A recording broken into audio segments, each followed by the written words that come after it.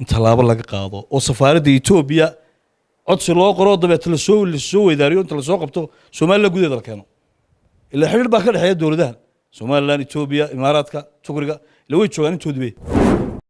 waliba Soomaaliyiisi buu dawlad dhintay baaba suuragala ninku waa bad isaga laftiisa bad ilaa imika laftigeeda bad ayaa lagu soo kara dacwadii maxaa taa ku cadeynaysaa inuu ku cadeyn waa aftooy loodigu waxa xanuunsanay Soomaaliland nuweyn buha jugiyo ku dhuftay madaxweynuhu qaranka isaga haystay furiiba isaga gacanta ku haysta wuxuu sheer ka geliba wixii ba gacanta ugu jiraanay ma fahanti ninkan wuxuu ahaa ninkii juujuula horta aftuubay inaad garanaysiin kala mooyaan joon aftuubay jirin waxaan la garanaynba ninkii aftuubkii ugu horeeyay qaranka Soomaaliland ka sameeyay baa juujuula aftuubay lagu wuxuu dhigay isagu loogu yimaado sanad ka bacdi wad fahanti yaa marka nimankan inaan warba ka iman malay ood weyne meel kale ka hadlayeen baa soo waxaan xaal ka bixinaya waa umaamadii koofid oo madax dhaqameedkuna inuu sharaftiisa karaamdiisa la sabay ugaas waxa sheegtay oo af carabada inuu boqor buun dambiile yahay maxkamad iyo meel lagu xukumo iyo meel la wali waa dambiile ma jiro miyay taasi dambiyahan lafteeda inaad ku tilmaanto dambiile sharikadahani uu sheegay buurmadow uu lahaa sharikadaha hebel shirkadda hebel iyo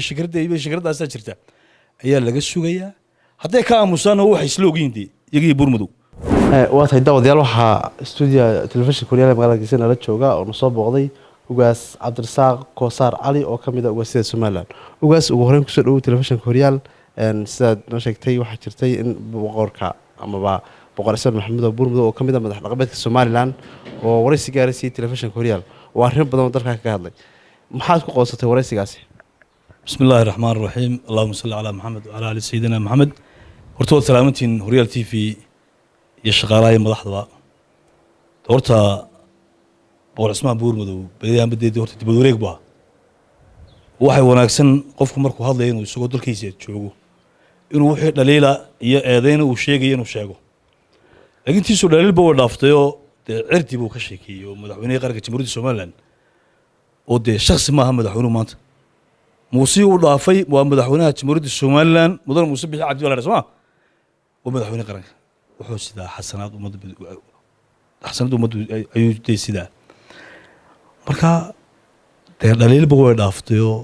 ilaa cirdigiisa wax ka sheego oo maqlaynay baan malinaa dhageystay baan filay markii uu wareysanayay mujaahidku waa sax marka waxaan oran lahaa in talaabo laga qaado Ethiopia soo dhaafiso Imaaraadkan uu joogaa soo dhaafiyo Turkiga uu joogaa soo dhaafiyo ilaa qusulay kuleeyeen Soomaa ninkan qaranka dambi uu ka galay xitaa ciidankii qaranka Jamhuuriyadda Soomaaliland buu yiri mushaarkana siinaya $500 baan walba qorayay halka $100 ka qaataan wixii baa intuu soo dhaafay buu ilaa galay amnigii qaranka iyo difaacii qaranka ka waxaan oran lahaa xukuumadda Jamhuuriyadda Soomaaliland in talaabo laga qaado oo safaaradda Ethiopia codsi loo qoro dabeetana la soo weydaariyo inta la soo qabto Soomaaliland gudaheeda la keeno ilaa xiriir baa ka dhaxeeya dawladaha Soomaaliland Ethiopia Imaaraadka Turkiga la way joogaan intoodii ka si xun oo gudaafada oo qarboonnimo oo aan hayn sharafta iyo karaamadiisii aan hayn waxaan xaal ka bixinaya waa umaamadii koofid oo madax dhaqameedkuna inuu sharaftiisa karaamdiisa la sabay ayay wanaagsan xaq maanu u lahayn oo muwaadin Soomaaliland dara oo madax dhaqameedkii dalka ka tirsana inuu madaxweynihiisa dhalay xaq miyaanu lahayn dalaaliisha iyo cirdiga wax ka sheegistaankiisu way kala fog yihiin madaxweynaha Jamhuuriyadda Soomaaliland kursiga wuxuu fadhiyaa waa qaranka Jamhuuriyadda Soomaaliland in la dhaliilo in wax qabadkiisa la sheego in la amaano intaba duuqaya laakiin dhaliil way dhaaftay sidoo hadlay wada arkaysay madaxweynaha si xun buu ula hadlay oo saqajaan buu ku sheegay oo wuxuu ku sheegay dibjir buu ku sheegay madaxweynaha qaranka Jamhuuriyadda Soomaaliland oo faantama marka waxaan oran lahaa waliba madaxweynuhu ku toojargareeyay inuu yahay sharikadaha ganacsiga ee dalka inuu ku toojargareeyo awooddu uu leeyahay sidoo sheer ugu yeesho madaxweynuhu qaranka isaga haystay furiiba isaga gacanta ku haysta wuxuu sheer ka geliba wixii ba gacanta ugu jiraanay ma fahanti laakiin haddii ay jiraan oo isagu sheegay oo laal ay jiraanba oo uu leeyahay cadeyman haya maxaad ku diidantahay adigu horta cidda caddaynta laga doonaya maanta jawaabaysaa maaha madaxweynaha qaranka jamhuuriyadda somaliland sharikadahani uu sheegayay buurmadow uu lahaa sharikadaha hebel sharikadda hebel iyo shirkadda hebel shirkaddaasaa jirta ayaa laga sugayaa hadday ka aamusaanna waxay isla ogyihiin dee iyagii buurmadow hadday ka hadlaan oo idhaahdaan anagu shaqo kuma lihin oo dee jawaab adag ka bixiyaan dee xaridheele bay noqonayaan laakiin hadday ka aamusaan waxay noqonayaan inay la og yihiin waxa uu ka sheekeynayo buurmadow ugaas waxaad sheegtay oo af carabooda inuu boqor buurmadow dambiile yahay maxkamad iyo meel lagu xukumo iyo meel layidhi weli waa dambiile ma jiro miyay taasi dembi ahayn lafteeda inaad ku tilmaanto dambiile horta waxa uu la wareegayaa isba uu iskaranayaa waxaan uu la wareegayaa ila dalkiisa cidi kama lahaa haddaanu dambiilahayn u iman lahaa haddii sabab maxay jirtaa hab ma jirto saacad diyaaraddu waxa u socotaa 2 saacadood haddaanu dambiile qaran ahayn uu dembiga qaran ka gelin haddii sabab dee mu fadheen ay weli ma jirto wax caddaymaa ama maxkamad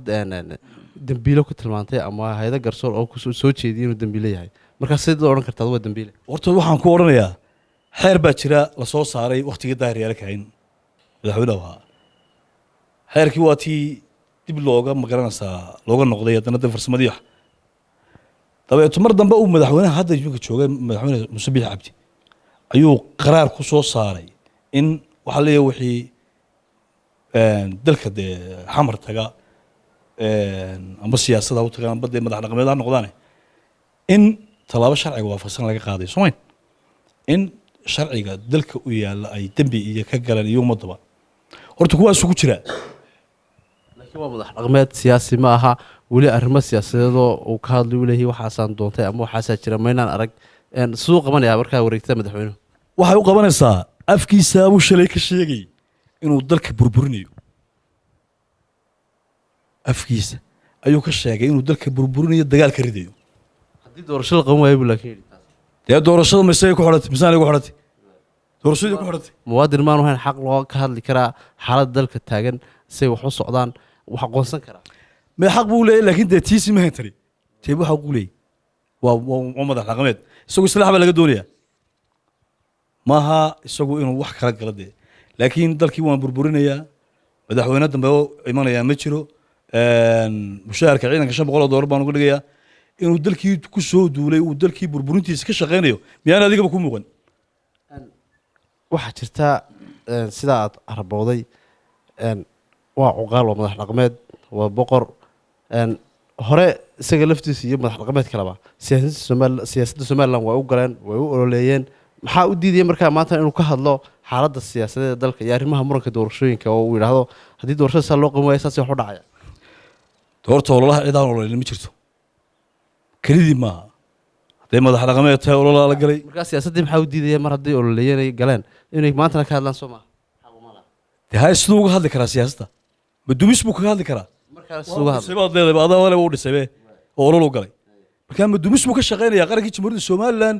ee 61 sannadood loo soo hawlanaa ayuu dumistiisa ka shaqeynayaa waan duminayaa afkiisa kama odhan laakiin wuxuu sheegay in waxyaabo badan ay dhici doonaan tama caddayn karno inuu yidhi waan duminayaa afkiisa kama hayna taa waa markuu leeyahay doorasho ma jirayso madaxweynahan madaxweyne ka dambeeyaana ma jiro dalka dagaal baanu gelinaynaa soo ka afkiisa kala ee lahaa weliba jilibkiisa uu ka sheekeynayay uu lahaa raggii halyeeday ahaayee reerkayagu haddaanu soo kicino yaa habeen lagu qaadanayso soo galaa maa waxbuu ka soobeeyey dalku dimuqraadi buu noqday arrimo doorashaa jira buu yidhi haddii systemkii dimuqraadiyaddii iyo kala dambeyntii la waayo miyaan wax walba dhici karan adiga laftaada ugaas haddii aan ku weydiiyo su-aasha waxa ma dhici karaan waryaa adeer nin mahadiyey dee isagaa jira qarankan jamhuuriyadda Somaliland buurmadow nin mahadiyey isagaa jira intii dowladeeda soo martay aleena in cagaalun baana garanayn hadday daahriyaala tahay hadday siiraanya tahay malaa deyntan dambe madaxweyne muuse joogay meeshu ka xidhantee laakiin nin mahadiyey isagaa jira maanta qarankan nin hanti ku leh oo 30 iyo 40 iyo 50 ma gaadha isagaa jira ninkan wuxuu ahaa ninkii juujuula horta aftuubay inaad garanaysiin kale mooyaane joon aftuuba jirin waxaan la garanaynba ninkii aftuubkii ugu horreeyay qarankan Somaliland ka sameeyay buu ahaa juujuula aftuubay taasi arrimo barafada haayano ganacsi wax maxaad ka ganacsanaysaa ma ganacsi waa hadduu hanti aad leedahay ama adduun leedahay kaa hayo sidaad wax uga qaadan karto ugama qaadan horta malcaamad quraan buu horta dhigi jiray ninkan markiisa hore soo mogid malcaamad quraan buu dhigi jiray نديتنا تقول أكسب لقي شيء لكن مر عام القرآن تدقي أيا أفتوب كيستي أو كان عصديه شو أفتوبي ما فهمتي نين أنت اللي ويا اللي مو هين شو ده ما فهمتي ولا بس هو بيسيبوا الدور انت بابا الصورة كلا ونكو بابا دي سجل في تيسا بده اللي يمكن اللي في تيجي بدل يا بلقوا سووا كره تعودي maxaa taa ku cadeynaysaa inuu soo ku cadeyn waa buu aftooy loodigu inuu xanuunsanay Soomaaliya nuweyn buha jugiyo ku dhuftay bay noqon kartaa inuu ku dhintay taasi aan ugaas cadeymo ma hayno muxuu ku dhuftay saad sheegaysaa waqtigaas aad ogtahay horta aftuub ma taqaana aftuub ma ay rumaanta lagu soo qabto lagu kaxanay lagu dabit lagu geynay ma yadhe adoon weyna waliba ciida baa kicima waxaan lahayn inta laaba sharci waafaqsan laga qaado odayaashan ganacsatada isbarxaan baa muhiim ah wata ugaaseen waxa jirtay madaxweynaha Soomaaliya safar ugu tagay gobolada bari oodweyne ayuu saaka u socdaalay salaadin iyo uqal hadashay xalay waxa sheegay madaxweynaha Soomaaliya aanu iman karin oodweyne deegaan ahaan aanay soo dhaweyneen arintaas ay kula muuqato wallahi niyo horta oodweyne horta madaxweynuhu waa madaxweyne kaliya oodweyne wuxuu qabtay rusaan isleeyahay muxuu qabtay markaa waayada madaxweynuhu kuwii ku horeeyay waxaanay u qaban buu qabtay haday ceelalkii biyaha tahay haday tahay bankii qaranku lahaa haday tahay wadooyin wax walba doo dhagax dhigo oo arkin dhagax dhigana ninka rumeeyay baa jira shaqo oo isla aragnay wuxuu dhigay isagu loogu yimaado sanad ka bacdi wad faantay yaa marka nimankan inaan warba kayn balmalay oodweyne ee meel kale ka hadlayeen baa suurgalade ha laakiin oqashi oodweyne haduu qaar kood la garanayay maxay kula tahay markaa maxay muuqataa in dadka qaar ka yiraahdaan madaxweynuhu halka ma iman karo aragtiyan say kula muuqato horta madaxweynuhu reer maaha madaxweynaha qaranka jamhuuriyadda Soomaaliland dalka isaga ka madaxweynaha ma imanayay iyo way imanayay waxaas arin maaha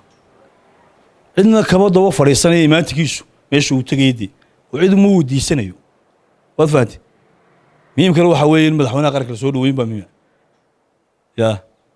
wadarkiisay hooyadii jamhuuriyadda Soomaaliland sidii loogu soo dhaweynayay Boorama horta Boorama waa hooyadii qaranka jamhuuriyadda Soomaaliland waa halkii ugu horeysay qarankan lagu aasaasay la dhigay way ka mudan tahay gobolada kale jamhuuriyadda Soomaaliland mar walba madaxweyne kasta oo yimaada markuu baxay ilaa uu Boorama soo maro hooyada Soomaaliland ka soo ducaysta ma taga gobolada kale Soomaaliland marka waxaanu leenahay afxumadu baa leeyahay colaadna waxba kaaga mutan nabadna ka fogeysa waxaan oran lahaa dalkan Ilaahay baa ilaashanaya dalkan waa dal jamhuuriyadda Soomaaliland barakeysan leeyahay wadal Ilaahay noo barakeeyay nimcaynu ku jirnaa maanta inaad qaday iyo inaad xuntiya koog Allah raxmaankum baa koog soo nimcad ma laakiin marka aad dibad u baxdo yaa koogaanaya ceebtaadii iyo waxaaga dibadii yaala kan nimcada in la adkaysto baa muhiim nimankan gawaarida cadcad watay guriga cad ka soo toosayna waxaan lahaa waradeer nimcadaad ku jirtaa ilaashada wabillahi tawfiiq salaamu calaykum